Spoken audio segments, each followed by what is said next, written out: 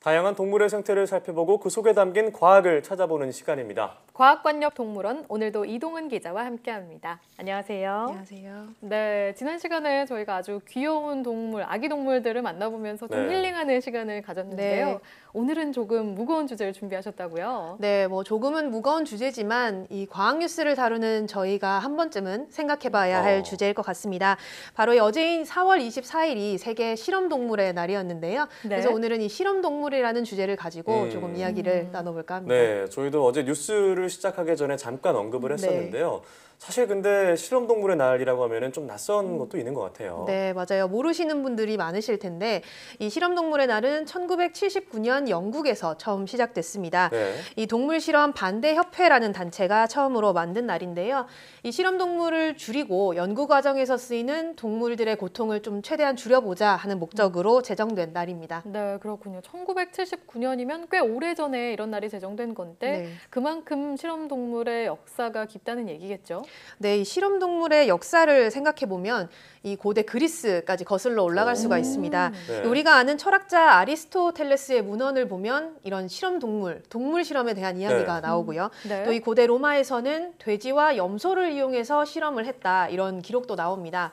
또 생각해보면 우리가 유인우주선을 발사하기 전에 이 개나 원숭이를 우주선에 태워서 보낸 적이 있잖아요. 네, 그렇죠. 그 최초로 우주선에 나간 개 라이카 네, 말씀하시는 맞습니다. 거잖아요. 네. 제 기억으로는 1950년대 후반으로 알고 있는데요. 맞습니다. 네, 60년도 더 전에 네. 있었던 일인데 그것도 어떻게 보면 이 인류를 위해서 동물을 먼저 이용한 이 동물 실험이라고 볼 수 있는 예가 되겠죠. 네, 네. 맞아요. 사실 저희가 과학 뉴스를 전하면서 동물 실험에 대한 이야기를 많이 하잖아요. 뭐 임상 시험 전에 실시된 경우도 네. 많이 있고요. 네, 동물 실험을 이제 연구 결과 이제 검증 대상으로 삼기도 하고, 그런데 실제로 이런 실험 대상에 이용되는 동물의 수가 얼마나 되는지도 궁금해요. 네, 실제로 이 농림축산검역본부에서 조사를 한 결과가 있는데요. 우리나라의 경우 지난해를 기준으로 보면 1년 동안 모두 308만 2천여 마리의 실험동물이 사용이 됐습니다. 정말 많군요. 네. 네, 그러니까 하루 평균 한 8,400마리 정도의 네. 동물이 실험에 쓰였다, 이렇게 볼 수가 있는데요. 이 2012년에 사용된 실험동물 수가 183만 마리 정도였다고 합니다. 그런데 이 5년 만에 70% 가까이가 늘어난 수치죠.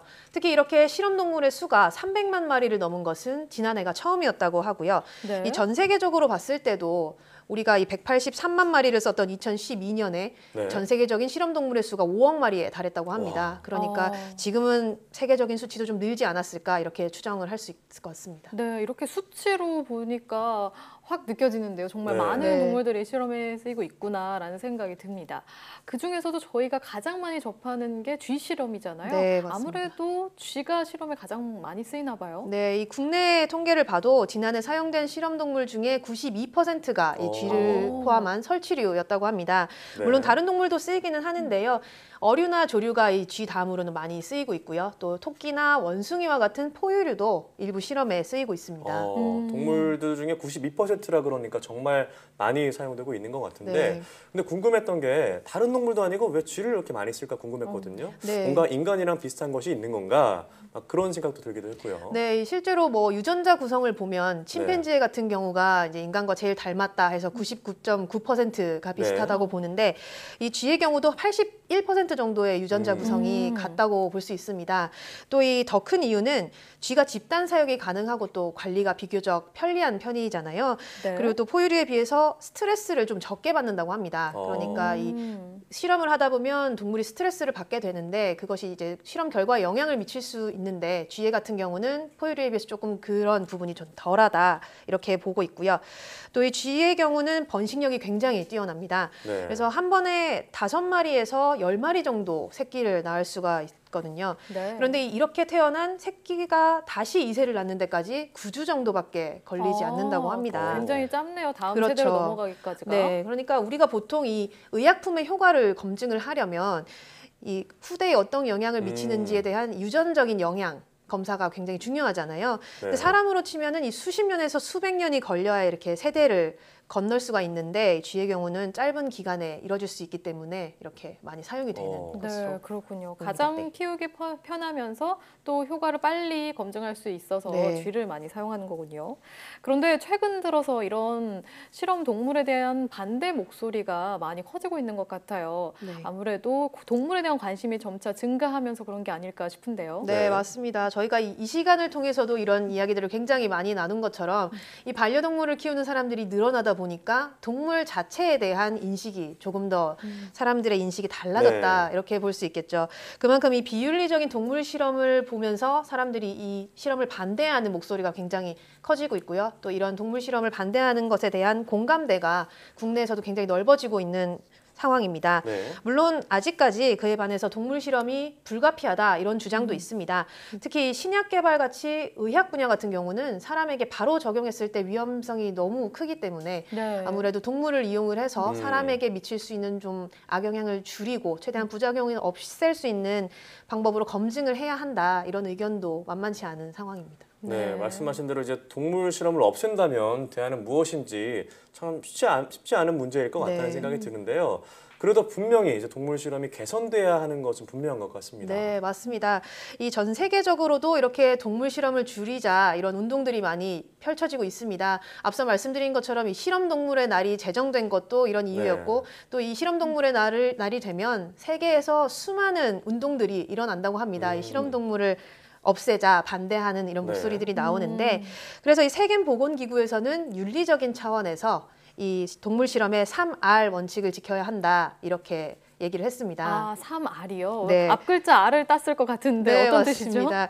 네, 이 3R 원칙이라는 것은 이 실험 동물에 사용되는 개체 수를 최대한 줄이고요. 또 동물의 고통을 최소화하고 또 가능한 한 다른 실험으로 이 동물 실험을 대체해야 한다 이런 원칙인데 물론 이 강제성이 있는 것은 아닙니다. 하지만 이 연구자들에게는 네. 권고가 되는 이런 원칙이라고 볼 수 있습니다. 네, 그러니까 함께 동물 실험을 좀 줄일 수 있도록 노력하자 뭐 그런 뜻이 담겨 있는 것 같은데요. 맞습니다. 그러면 실험 가능한 대안들에는 어떤 것들이 있을까요? 네, 뭐 우리나라 같은 경우도 이런 움직임들이 많이 일어나고 있는데요.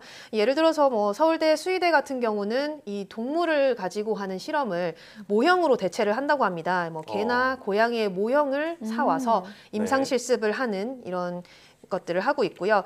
이런 경우 이 학생들의 입장도 오히려 동물을 실제로 사용하지 않다 보니까 부담도 좀 적어지고 또 모형으로 대체하니까 여러 번 사용을 할 수 있어서 더 좋다 이런 의견들도 많다고 합니다. 또 최근에는 화장품이나 약물의 독성 검사를 할 수 있는 인공 피부를 만들기도 하고요. 또 이 3차원의 인공 장기칩을 이용을 해서 여러 가지 약물의 독성을 시험하거나 또 뭐 다른 종류의 약들을 실험을 할 수 있도록 꾸준히 개발이 이루어지고 있습니다. 네, 그럼 이런 동물 실험에 대해서 법도 있을 것 같은데 이런 법에 대한 변화도 이어지고 있나요? 네, 이 내년부터 우리나라에서도 이 화학물질을 실험을 할 때 척추 동물을 사용하는 것을 최소화해야 한다 이런 법 규정이 시행될 예정입니다. 네. 1월 1일부터 시행될 예정인데요. 여기는 이 부득이하게 동물을 사용할 경우에는 고통을 최소화해야 한다 이런 내용도 포함이 됩니다. 또 이 동물 실험을 가능한 한 줄이고 대체 실험을 개발할 수 있도록 뭐 기술을 지원해 준다거나 자금을 지원해 주는 이런 방안도 함께 마련이 될 예정입니다. 네, 동물 실험을 줄일 수 있도록 제도가 정비된다는 건 정말 반가운 일인 것 같아요. 네. 그리고 또 제도뿐만이 아니라 좀 자체적인 노력도 많이 이루어지고 있는 것 같고요. 아까 네. 말씀하신 화장품 이런 것도 그런 실험을 줄인다 아니면 실험 없이 만들었다 이렇게 표방을 하는 제품들도 있더라고요. 네. 그러면 또 이것 외에 또 어떤 점이 개선돼야 될까요? 우선 이 말씀하신 것처럼 이 소비자들의 인식이 굉장히 중요한 부분이기도 하거든요. 이렇게 동물 실험을 하지 않은 제품을 먼저 찾는 소비자들이 늘어나면 이 실험 자체가 줄어들 수 있겠죠. 네. 또 이 동물 실험 동물을 다루는 자세도 굉장히 중요합니다. 이 실제로 연구자들 같은 경우도 동물 실험 때문에 스트레스를 받는다 이런 의견이 많다고 하는데요. 그만큼 이 동물을 다루는 사람들의 뭐 전문성뿐만 아니라 이해도를 높이고 윤리의식을 갖출 수 있도록 체계적인 교육이 필요할 것 같습니다. 이 장기적으로 봤을 때는 과학계에서 이 연구자들 스스로 동물 실험을 줄이려는 이런 분위기를 만들어가는 것이 가장 중요할 것 같습니다. 네, 어제 이제 실험 동물의 날을 기념해서 오늘 이렇게 이야기를 나눠봤는데 사실 이런 동물들의 희생이 있었기 때문에 우리가 약을 개발하고 또 백신까지 개발할 수 있는 그렇게 길로 이어졌다고 생각을 하는데 참 동물 실험을 대체하는 거 쉽지 않다는 생각이 들기도 네. 하는데요. 어떤 동물의 희생을 줄이면서 또 인류 건강을 위해서 어떤 방법을 구해낼지 또 고민하는 것이 또 숙제가 되지 않을까 싶습니다. 오늘 말씀 고맙습니다.